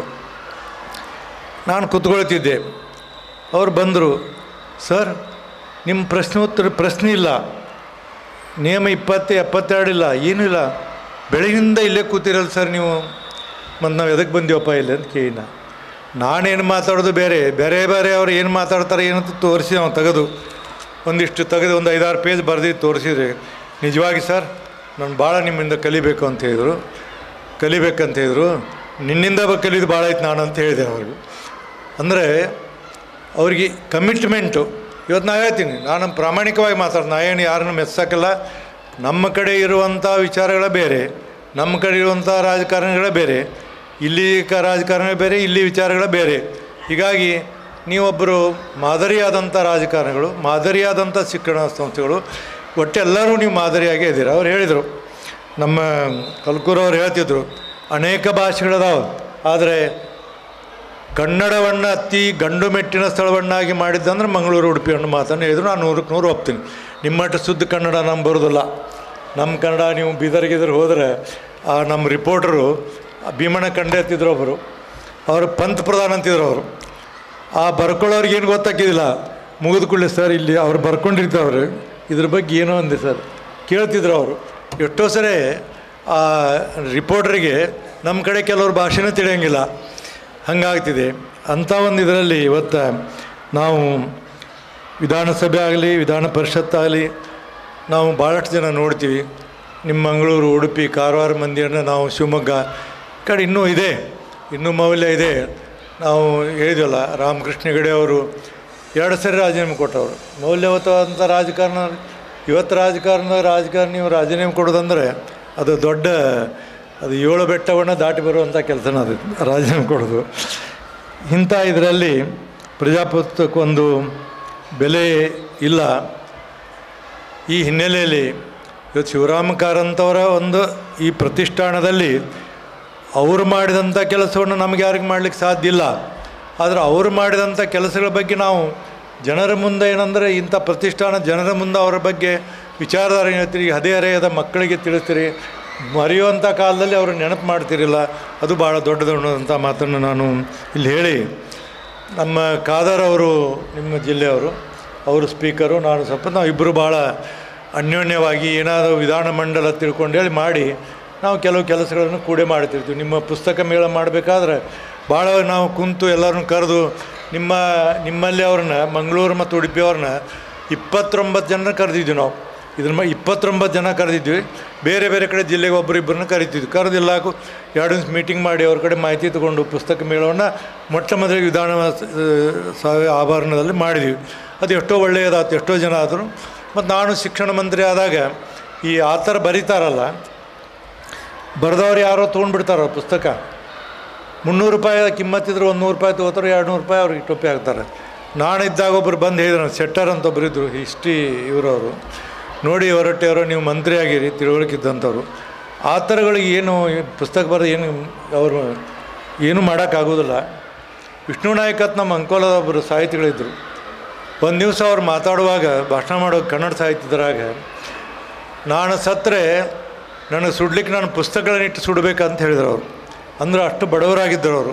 ಕಟ್ಗೆ ತೊಗೊಳಕ್ಕೆ ಸಹಿತ ನಮ್ಮಲ್ಲಿ ಶಕ್ತಿ ಇರಲಿಕ್ಕಿಲ್ಲ, ಈ ಪುಸ್ತಕಗಳನ್ನು ಇಟ್ಟು ನಾನು ಸುಡಬೇಕನ್ನುವಂಥ ಮಾತನ್ನು ಮಾತಾಡಿದೆ. ಅಷ್ಟು ಆವಾಗ ನಾವೇನು ಮಾಡಿದ್ವಿ ಅಂದರೆ, ಯಾರು ಪುಸ್ತಕ ಆ ಥರದ್ದು ಬರೀತಾರೆ ಕನಿಷ್ಠ ಅವರು 300 ಪುಸ್ತಕವನ್ನು ತೊಗೋಬೇಕು, ಅವ್ರು ನೇರವಾಗಿ ಅವ್ರಿಗೆ ಚೆಕ್ಕನ್ನು ಹಾಕಬೇಕು ಅನ್ನುವಂಥ ಕಾನೂನನ್ನು ನಾನು ಮಾಡಿದೆ. ಅಂದರೆ ನಾವು ಏನೇನೇನು ಮಾಡುವಂಥ ಕೆಲಸವನ್ನು ಮಾಡ್ತೀವಿ ಯಾರು ಹೇಳುವಂಥ ಜನರಿಂದ. ಈಗ ನಾವು ಕಾದವರು ಕೂಡ ಒಂದು ಹೊಸ ವಿಚಾರವನ್ನು ಮಾಡೋಕ್ಕೆ ಬಂದೆವು. ಮಾಧ್ಯಮದ ಸ್ನೇಹಿತರ ಮುಂದೆ ಹೇಳಿದೆ ಅಂದರೆ, ನಾವೊಂದು ಮುಂದಿನ ಜೂನ್ದಿಂದ ಒಂದು ರಾಜಕೀಯ ಕಾಲೇಜನ್ನು ಪ್ರಾರಂಭ ಮಾಡ್ಬೇಕಂತ ಮಾಡಿವಿ. ಪೊಲಿಟಿಕಲ್ ಕಾಲೇಜ್ ಅಂದರೆ ರಾಜಕಾರಣವನ್ನು ಕಲಿಬೇಕಂದ್ರೆ ಈಗ ಹೆಂಗೆ ಆರ್ಟ್ಸು, ಸೈನ್ಸು, ಕಾಮರ್ಸ್ ಅದಲ್ಲ, ಹಂಗೆ ಅದೊಂದು ಕಾಲೇಜ್ ಮಾಡಿ ಅಲ್ಲಿ ಟ್ರೈನಿಂಗ್ ಕೊಟ್ಟು ಅಲ್ಲಿಂದ ಅನೇಕ ಜನ ಕಲೀಲಿ ಅನ್ನುವಂಥ ಒಂದು ಯೋಜನೆಯನ್ನು ಮಾಡತ್ತೀವಿ. ಆಗಲಿ ಈಗ ಅರ್ಧ ಮುಕ್ಕಾಲು ಭಾಗ ಈಗ ಒಂದು ಹಂತಕ್ಕೆ ಬಂದಿದೆ. ಮತ್ತು ಮುಖ್ಯಮಂತ್ರಿಗಳಿಗೂ ಮಾತಾಡಿ ಅವರು ನಮಗೆ ಜೋಕ್ ಮಾಡಿದರು, ನೀವೇನು ರಾಜಕೀಯ ಕಾಲೇಜಿಗೆ ಏನು ಮಾಡ್ತೀರಿ ಅಲ್ಲ ಅಂತ ಕೇಳಿದ್ರು ಅವರು. ನಾವೆಲ್ಲ ಹೇಳಿದೆವು ಅಡ್ಡಿ ಇಲ್ಲ ಬಿಡು ಅಂದ್ರೆ ಎಷ್ಟು ದುಡ್ಡು ಬೇಕಾಗತ್ತೆ ಎಷ್ಟೋ ಬೇಕಾಗತ್ತೆ ಈ ದುಡ್ಡು ಒಂದು ಕೊಡಕ್ಕೆ ಗಟ್ಟಿರಿ ನೀವು ಅಂದ್ವಿ. ಅದೇ ಅಂಥದ್ದೊಂದು ಕಾಲೇಜ್ ದುಡ್ಡು ಆಯ್ತು ಕೊಡ್ತೀವಿ ಅಂತ ಹೇಳಿದ್ರು. ಅದನ್ನು ನಾವು ಮಾಡಿದ್ದೀವಿ. ಖಾದರ್ ಅವರು ಭಾಳ ಇಂಟ್ರೆಸ್ಟ್ ತೊಗೊಂಡು ನಾನು ತೊಗೊಂಡಿನಿ. ಬರುವಂಥ ದಿನ ಮೇಲೆ ರಾಜಕೀಯ ಒಂದು ಕಾಲೇಜನ್ನು ಮಾಡಿ ಅತ್ಯಂತ ಯೋಗ್ಯವಾದಂಥ ಜನನ ಕರೆದು ಅಲ್ಲೇನಂದ್ರೆ ಇದು PUC B1 ಇಂಥವೆಲ್ಲ ಇದೇ ಥರ ಕೋರ್ಸನ್ನು ಮಾಡಬೇಕಂತ ಇದ್ದೀವಿ. ಯಾವ ರೀತಿ ಮಾಡಬೇಕಂತ ಈ ತಜ್ಞರನ್ನು ಕರೆದು ನಾವು ವಿಚಾರ ಮಾಡಾಕತ್ತೀವಿ. ಅದನ್ನು ಮಾಡಬೇಕನ್ನುವಂಥ ತೀರ್ಮಾನವನ್ನು ನಾನು ಮಾಡಿದ್ವಿ. ಈ ಹಿನ್ನೆಲೆಯಲ್ಲಿ ನಾನು ಭಾಳ ಮಾತಾಡಿನಂತ ಅನಿಸ್ತಿದೆ. ಅದಕ್ಕೆ ಯಾವಾಗಾದ್ರೂ ಶಿಕ್ಷಕರಾದವ್ರು ಸ್ವಲ್ಪ ಮಾತಾಡೋದು ಜಾಸ್ತಿ, ನಮಗೆ ಇನ್ನೂ ಅದು ಹೋಗಿಲ್ಲ. ಅದು ಯಾರು ಇದರಲ್ಲಿ ಬಂದು ನಿಮ್ಮ ಇದನ್ನೆಲ್ಲ ನೋಡಿದಾಗ ನಾನು ಲಾಸ್ಟಿಗೆ ಹೇಳ್ತೀನಿ. ಕೊನೆಯ ನನ್ನ ಮಾತೇನೆಂದ್ರೆ, ಇವತ್ತು ಮಕ್ಕಳು ತಂದೆ ತಾಯಿಗಳನ್ನು ನೋಡುವಂಥ ಪರಿಸ್ಥಿತಿ ನಿರ್ಮಾಣ ಇಲ್ಲ. ನಿನ್ನೆ ಒಬ್ಬರು ಬಂದಿದ್ರು ನನ್ನ ಕಡೆ. ತಂದೆ ತಾಯಿಗಳು, ಸರ್ ನನ್ನ ಮಗ ಅಡಿಕ್ಟ್ ಆಗ್ಯಾನ್ರಿ, ಹಾಸ್ಪಿಟ್ಲಿಗೆ ಕರ್ಕೊಂಡು ಹೋಗ್ಬೇಕು, ಸ್ವಲ್ಪ ಹೇಳ್ರಿ ಅವ್ರಿಗೆ ಅಂತಂದರು. ಒಂದಾನೊಂದು ಕಾಲಕ್ಕೆ ಮಕ್ಕಳು ತಂದೆ ತಾಯಿನ ಹಾಸ್ಪಿಟ್ಲಿಗೆ ಕರ್ಕೊಂಡು ಹೋಗಿದ್ರು. ಇವತ್ತು ತಂದೆ ತಾಯಿ ಮಕ್ಕಳನ್ನ ಹಾಸ್ಪಿಟ್ಲಿಗೆ ಕರ್ಕೊಂಡು ಹೋಗುವಂಥ ಪರಿಸ್ಥಿತಿ ನಾವು ನೋಡ್ತೀವಿ.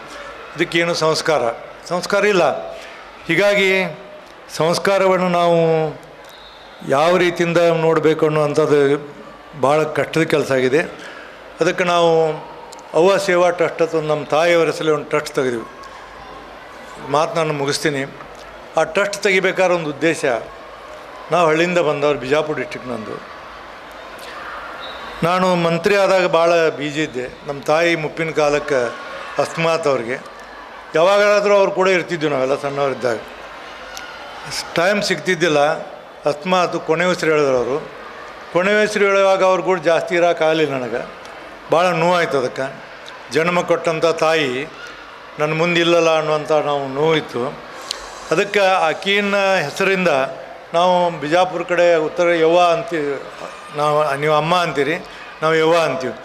ಅದಕ್ಕೆ ನಮಗೆ ಪ್ರಮೋದ್ ಹೆಗಡೆ ಅಂತೇಳಿ ನಮ್ಮ ಇವರವರು ಯಲ್ಲಾಪುರದವರು, ಸರ್ ನೀವು ಅವ್ವ ಅಂತ ಹೆಸರು ಇಟ್ಬಿಡ್ರಿ ಅಂದರು. ಅವ್ವ ಅಂತ ಹೆಸರಿಟ್ಟಿವಿ. ಅವತ್ತು ಅದನ್ನು ಮಾಡಿ 15ನೇ ವರ್ಷದ್ದು ಅನೇಕ ಜನರಿಗೆ ಇವತ್ತು ಮಕ್ಕಳಿಗೆ ಒಂದು ಹಿರೇಕೆರೂರು ತಾಲೂಕಿನಾಗೆ ರೈತರ ಮಗಳು ಮೆಡಿಕಲ್ ಸೀಟ್ಸ್ ಮೆರಿಟ್ ಮೇಲೆ ಹಾಸ್ಟೆಲ್ ದುಡ್ಡಿಲ್ಲ, ಫೀಕ್ ಅಂತ ದುಡ್ಡಿಲ್ಲ, ಪೇಪರ್ದಲ್ಲಿ ಬಂತು.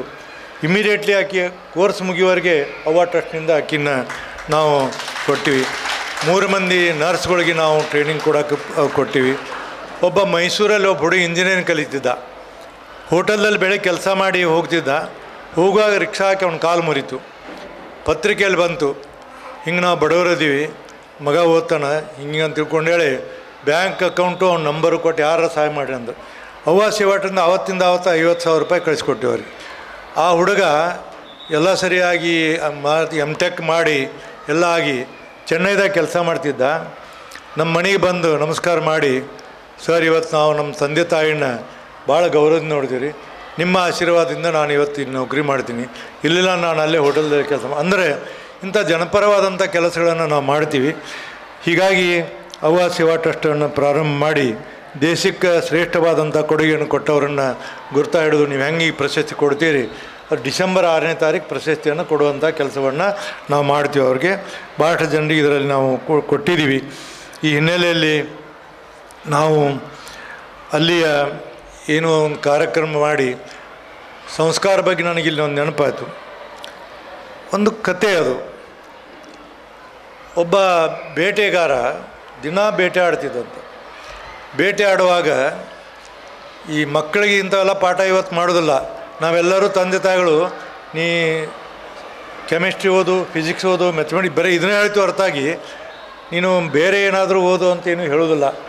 ಅವರೆಲ್ಲ ಓದ್ತಾರೋ ಬುದ್ಧಿವಂತರಕ್ಕಾರ ಮುಂದೆ ದೊಡ್ಡವರಕ್ಕಾರ ಮದುವೆ ಮಾಡ್ಕೋತಾರೆ, ಹೋಗ್ಬಿಡ್ತಾರೆ, ಇಲ್ಲೇ ಕೂತ್ಕೊಳ್ತಾರೆ.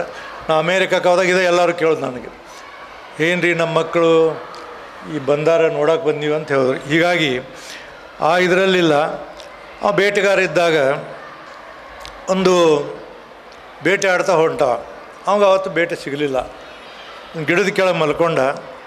ಒಂದು ಗಿಡದಲ್ಲಿ ಗಿಳಿ ಮಕ್ಕಳಿಗೆ ಗುಟ್ಟಿ ಹಾಕಲಿಕ್ಕೆ ಬಂದು ಇವು ಭಾಳ ಖುಷಿ ಆದ ತೆಳಗೆ ಮಣಗಿದ್ದ. ಒಮ್ಮಿಂದೊಮ್ಮಿಗಲೇ ಖುಷಿಯಾಗಿ ಎದ್ದು ಗಿಡ ಹತ್ತಿದ. ಹೊದರ್ನಾಗೆ 2 ಗಿಳಿ ಮರಿ ಸಿಕ್ಕು. ಆಯ್ತು ಇವತ್ತು ನಂದು ಊಟ ಆಯ್ತು ಅಂತೇಳಿ ತೊಗೊಂಡು ಹೊಂಟ. ಅವ್ನು ನೋಡಿದಾಗ ಅವನ್ನ ಪಾಪಣಕ್ಕೆ ಅವನಿಗೂ ಮನಸ್ಸು ಆಯ್ತು, ಇವ್ನು ಹೆಂಗೆ ಕೊಲ್ಲೋದು, ಒಂದು ಹಳ್ಳಿಗೆ ಹೋದ, ಒಂದು ಮನೆಗೆ ಒಂದು ಗಿಳಿ ಕೊಟ್ಟ, 2 ರೂಪಾಯಿ ಕೊಟ್ಟರು. ಇನ್ನೊಂದು ಹೋದಲ್ಲ ಅಷ್ಟಕ್ಕೆ ಹೋದ, ಅವೊಂದು 2 ರೂಪಾಯಿ ಕೊಟ್ಟು ಆಯಿತು ನಡೆದ. ಮುಂದೆ ಆ ಗಿಳಿ ಹಿಡಿದು ಮಾರೋದು ನಡೆಸಿದ. 4 ವರ್ಷದ ಮೇಲೆ ಮತ್ತು ಆ ಗಿಳಿ ಮಾರಕ್ಕೆ ಹೋದ. ಮಧ್ಯಾಹ್ನ ಬಿಸಿಲು, ಅವಾಗೆಲ್ಲ ಯಾರು ಇಲ್ಲಿ ಬಾಗಿಲೆಲ್ಲ ಓಪನ್ ಇರ್ತಿದ್ವು.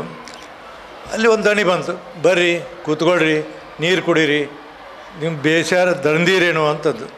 ಎಲ್ಲ ಕಡೆ ನೋಡ್ತಾ ಎಲ್ಲಿ ಯಾರು ಇಲ್ಲೇ ಇಲ್ಲ. ಆ ಪಂಜರದಲ್ಲಿ ಗಿಳಿ ಹೇಳ್ತದು. ಗಿಳಿ ಹೇಳ್ತಿ ಅಂದಾಗ ಅವ್ನಿಗೆ ಭಾಳ ಖುಷಿ ಆಯ್ತು. ಅವತ್ತು ನಾನು 2 ರೂಪಾಯಿ ತೊಗೊಂಡು ಹೋಗಿ ಕೊಟ್ಟಿದ್ದೆ, ಇದು ಇಷ್ಟು ದೊಡ್ಡದು ಆಯ್ತಲ್ಲ ಅಂಥೇಳಿ ಇದಕ್ಕಿಂತ ಅದೆಷ್ಟು ಚೆನ್ನಾಗಿರ್ಬೇಕಂತ ಓಡೋದ ಲಾಸ್ಟ್ ಮನೆಗೆ. ಅಲ್ಲಿ ಹೋದ ನಂತರ ಏಯ್ ಹಿಡೀಲಿ ಅವನ, ಹೊಡೀರಿ ಅವನ, ಒದೀರಿ ಅವನ, ಈ ಥರ ಮಾತಾಡೋದು. ಅಲ್ಲಿ ಆ ಸಂಸ್ಕಾರ, ಪರಿಸರ ಮತ್ತು ಇದು ಹೆರಿಡಿಟಿ ಆ್ಯಂಡ್ ಎನ್ವಿರಾನ್ಮೆಂಟ್ ಅಂತೇಳಿ ನಾವು ಕಲಿತೀವಿ ಸೋಷಿಯಾಲಜಿ, ಎಷ್ಟು ಮುಖ್ಯ ಅನ್ನೋದನ್ನು ನಾವು ತಿಳ್ಕೊಳ್ಬೇಕಾಗ್ತಿದೆ. ಆ ಹಿನ್ನೆಲೆಯಲ್ಲಿ ಇವತ್ತು ಮಕ್ಕಳಿಗೆ ನಾನು ದಯಮಾಡಿ ಶಿಕ್ಷಕರು ಭಾಳ ಮಂದಿ ಇದ್ದೀರಿ ಇಲ್ಲಿ, ಎಲ್ಲರೂ ನಾ ಇದ್ದಾಗ ಮಾರಲ್ ಎಜುಕೇಷನ್ ಅಂತ ಮಾಡಿದ್ದೆ. ಎಜುಕೇಷನ್ ಇದ್ದಾಗ ನೀವು ಮ್ಯಾಥಮೆಟಿಕ್ಸ್ ಇರ್ಬೋದು, ಯಾರು ಜಾಗೃತಿ ಇರ್ಬೋದು, ಯಾರೇ ಹೋಗ್ರಿ 5 ನಿಮಿಷವರೆಗೆ ಋಣ ಅಂದ್ರೇನು, ತಂದೆ ತಾಯಿ. ಎಷ್ಟೋ ಮಂದಿಗೆ ಶ್ರವಣ್ ಕುಮಾರ್ ಅಂದರೆ ಯಾರು ಗೊತ್ತಿಲ್ಲ. 10th ನೀವು ಕೇಳಬೇಕಾರೆ ಶ್ರವಣ್ ಕುಮಾರ್ ಅಂದರೆ ಎಷ್ಟೋ ಮಂದಿಗೆ ಗೊತ್ತಿಲ್ಲ. ಇಂಥ ಪರಿಸ್ಥಿತಿಯಲ್ಲಿ ಇವತ್ತು ನಾವು ಬೆಳೆದೀವಿ. ಮುಪ್ಪಿನ ಕಾಲದಲ್ಲಿ ತಂದೆ ತಾಯಿಯನ್ನು ಹೊರಗೆ ಹಾಕುವಂಥ ಪರಿಸ್ಥಿತಿ ನಿರ್ಮಾಣ ಆಗ್ಯಾವ. ಅದಕ್ಕೆ ಅವ್ವ ಸೇವಾ ಟ್ರಸ್ಟನ್ನು ಪ್ರಾರಂಭ ಮಾಡಿ ಎಷ್ಟೋ ಜನ ತಂದೆ ತಾಯಿಗಳನ್ನ ಬಿಟ್ಟಿದ್ದವ್ರು ಕರ್ಕೊಂಬರುವಂಥ ಕೆಲಸವನ್ನು ಇವತ್ತು ಮಾಡ್ತಾರೆ. ಆ ಹಿನ್ನೆಲೆಯಲ್ಲಿ ಈಗೊಂದು 2-3 ತಿಂಗಳಿಂದ ಟೈಮ್ಸಲ್ಲಿ ಒಂದು ಪೇಪರ್ ಓದಿರ್ಬೋದು ನೀವು, ಒಬ್ಬ ನಾಯಿ ಕಳ್ಕೊಂಡಿರ್ತಾನೆ. ಆ ನಾಯಿಯನ್ನು ಹುಡುಕಿ ಕೊಟ್ಟವರಿಗೆ 2 ಲಕ್ಷ ಬಹುಮಾನ ಕೊಡ್ತೀನಿ ಅಂತ ಹೇಳ್ತಾನೆ ನಾವು. ಒಂದು ವಾರ ಸಿಗೋದಿಲ್ಲ. ಕಡೆಗೆ ಒಂದು ಫೋನ್ ಬರ್ದೈತಿ, ನಿಮ್ಮ ನಾಯಿ ನಮ್ಮ ಹತ್ತಿರ ಇದೆ, ಬಂದು ತೆಗೆದುಕೊಂಡು ಹೋಗಬೇಕು. ಖುಷಿ ಆಯ್ತು. ಹುಡುಕ್ತಾ ಹೋದ. ಒಂದು ವೃದ್ಧಾಶ್ರಮಕ್ಕೆ ಹೋದ. ಆ ವೃದ್ಧಾಶ್ರಮದಲ್ಲಿ ನಾಯಿ ಇತ್ತದು. ಅವನ ತಾಯಿಯನ್ನು ವೃದ್ಧಾಶ್ರಮ ಹಾಕಿದ್ದವ. ಈ ನಾಯಿ ಸಣ್ಣದಿದ್ದಾಗ ಅದಕ್ಕೆಲ್ಲ ಹಾಲು ಕೀಲು ಕುಡಿಸಿ ಎಲ್ಲ ಇಟ್ಕೊಂಡು ನೆನಪು ಬೆಳೆಸಿದ್ಲು. ಅದು ನಾಯಿ ಆ ವಾಸನೆ ಮೇಲೆ ಹೋಗಿ ಅಲ್ಲೇ ಅಕ್ಕಿ ಹತ್ತಿರಿತ್ತು, ಆ ತಾಯಿ ಹತ್ತಿರ. ಅವಾಗ ಎಲ್ಲರೂ ಕೂಡಿದರು, ನಾಯಿಗೆ 2 ಲಕ್ಷ ಕೊಡೋರು ನಿಮಗೆ ತಾಯಿಯನ್ನು ನೋಡೋಕ್ಕಾಗೋದೇನು ರೀ, ನಾಚಿಕೆ ಬರೋದು ನಿಮಗಂತ. ಅವತ್ತು ನಾವು ಎಲ್ಲರ ಕಡೆ ಕೈಕಾಲು ಹಿಡ್ಕೊಂಬಂದು ತಾಯಿಯನ್ನು ಮನೆಯಲ್ಲಿ ಇಟ್ಕೊಂಡು ತಾಯಿಯನ್ನು ಬೆಳೆಸ್ತೇವೆ. ಅಂದರೆ ಸಂಸ್ಕಾರವನ್ನು ನಾವು ಕಲಿಬೇಕಾಗ್ತಿದೆ. ಆ ಹಿನ್ನೆಲೆಯಲ್ಲಿ ಇವತ್ತೇನೇನು ಶಿಕ್ಷಣ ಕೊಡ್ತೀರಿ, ಶಿಕ್ಷಕರಿದ್ದಂಥವ್ರು ದಯಮಾಡಿ ನೀವು ತಂದೆ ತಾಯಿಗಳ ಎಲ್ಲ ಮಾತು ಕೇಳೋಕೆ ಹೋಗಬೇಡ್ರಿ, ಮಕ್ಕಳಿಗೆ ಸ್ವಲ್ಪ ಮಾರಲ್ ಎಜುಕೇಷನನ್ನು ಕಲಿಸ್ರಿ ಅನ್ನೋಂಥ ಮಾತನ್ನು ಹೇಳಿ ಇವತ್ತು ನಾನು ಹೇಳಿದೆ. ಮಂಗಳೂರು ಬಗ್ಗೆ, ಉಡುಪಿ ಬಗ್ಗೆ ಭಾಳ ಮಾತಾಡಿದೆ ಅಂತ ತಿಳ್ಕೊಂಡಿನಿ. ಒಂದು ಹೇಳಿ ಲಾಸ್ಟ್ ನನ್ನ ಮಾತು ಮುಗೀತಿ. ನಾವೊಂದು ಸರಿ 1984ರಲ್ಲಿ ಲಾಸ್ ಏಂಜಲ್ಸ್ಗೆ ಹೋಗಿದ್ದೆ. ನಾನು ಟೂರ್ಗೆ ಹೋಗಿದ್ದೆ, ನಾನು ನಮ್ಮ ಮನೆಯವರು. ಇದು ಒಲಿಂಪಿಕ್ ಸ್ಪೋರ್ಟ್ಸ್ ಆಗಿದ್ದು, ರೇಗಣ್ಣ ಅವರು ಪ್ರೆಸಿಡೆಂಟ್ ಇದ್ದರು. ಹೋಗಿದ್ದೆವು. ಅಲ್ಲಿ ಊಟ ಅವಾಗೆಲ್ಲ ಸಿಗ್ತಿದ್ದಿಲ್ಲ, ಇಂಡಿಯನ್ ಫುಡ್ ಎಲ್ಲ. ನಮ್ಮ ಮನೆಯವರು 15 ದಿವಸ ಬ್ರೆಡ್ಡು, ಹಾಲು, ಹಣ್ಣು ತಿಂದು ಬಂದರು. ನ್ಯೂಯಾರ್ಕಿಗೆ ಬಂದೆವು. ಅಲ್ಲಿ ಒಂದು ಆನಂದ ಭವನ ಅಂತ ಒಂದು ಬೋರ್ಡ್ ಇತ್ತು. ಆನಂದ ಭವನ ಅಂತ, ಇಲ್ಲಿ ಆನಂದ ಭವನ ಐತೆಲ್ಲ ಅಂತ. ಅದು ಉಡುಪಿ ಅವ್ರದ್ದು. ಹೋದ ನಂತರ ನಮ್ಮ ಮನೆಯವರು ಭಾಳ ಸೂಕ್ಷ್ಮವರು. 4 ದೋಸೆ ತಿಂದಾಕಿ, ಒಂದು ಇಡ್ಲಿ ತಿಂದು ಸಾಕು, ಏನಾರು ಮಾಡ್ಕೊಂಡು ಮರೆ ಬಿಡು ಅಂತಿದೆ. ಅಂದರೆ ಜಗತ್ತಿನಲ್ಲಿ ಎಲ್ಲಿ ಹೋಗ್ರಿ ನೀವು ಒಬ್ಬರು ಮಂಗಳೂರು ಉಡುಪಿಯವರು ಸಿಗ್ತೀರಿ. ಅದಕ್ಕೆ ಎಲ್ಲ ಫೀಲ್ಡ್ನಲ್ಲಿ, ಕೇವಲ ಉದ್ಯೋಗ ಅಲ್ಲ, ಬೇರೆ ಎಲ್ಲದರಲ್ಲಿ ಆಲ್ ಇನ್ ಆಲ್ ಅಂತಲ್ಲ, ಇಂಥ ನಿಮ್ಮ ಮಂಗಳೂರಂಥ ಜನ ನಮಗೆಲ್ಲ ಮಾದರಿ ಆದಂಥವ್ರು. ಇವತ್ತಿಂಥ ಒಂದು ಉತ್ತಮವಾದಂಥ ಕಾರ್ಯಕ್ರಮ ಮಾಡಿ ಅದು ನಮಗೆ ಕಾರಂತವರ ಪ್ರಶಸ್ತಿಯನ್ನು ಕೊಡ್ತೀರಲ್ಲ, ಆ ಪ್ರಶಸ್ತಿ ಜೀವನದಲ್ಲಿ ನನಗೆ ಎಂದೂ ನಾನು ಈ ದಿನವನ್ನು ಮರೆಯಲಾರ್ದಂಥ ನೀವು ವಾತಾವರಣ ನಿರ್ಮಾಣ ಮಾಡಿರಿ. ಅದಕ್ಕೆ ಈ ಕಲ್ಕೂರು ಪ್ರತಿಷ್ಠಾನಕ್ಕೆ ಅಂದ್ರೆ ಅವರು ಏನು ರೀ ಪ್ರಶಸ್ತಿ ಕೊಟ್ಟಿರ್ತಾರೆ ನಿಮಗೂ, ಏನು ಇಷ್ಟೆಲ್ಲ ದಣದ ಬಂದಿರಿ ಹೇಳಿಬಿಡಿ ಅಂದ್ರೆ, ನನ್ನ ಜೀವ ಹೋದರೂ ಸಹಿತ ತಿಂತಿಲ್ಲಪ್ಪ, ನಾನು ಅಲ್ಲಿ ಹೋಗ್ತೀನಿ ಅಂತ ತಿಳ್ಕೊಂಡು ಬಂದೆ. ನನಗೆ ಅತ್ಯಂತ ಹೆಮ್ಮೆ, ಗೌರವ. ಇವತ್ತಿನ ನನ್ನ ಜೀವನದಲ್ಲಿ ಈ ದಿನವನ್ನು ನಾನು ಎಂದೂ ಮರೆಯೋದಿಲ್ಲ ಅನ್ನುವಂಥ ಮಾತನ್ನು ಹೇಳಿ ಈ ಪ್ರಶಸ್ತಿಯನ್ನು ಕೊಟ್ಟು ನಾನು ಸತ್ಕಾರ ಮಾಡಿದ್ದಕ್ಕೆ ತಮಗೆಲ್ಲರಿಗೂ ನನ್ನ ಹೃದಯ ತುಂಬಿದ ಅಭಿನಂದನೆ ಸಲ್ಲಿಸಿ ನನ್ನ ಮಾತು ಮುಗಿಸ. ನಮಸ್ಕಾರ.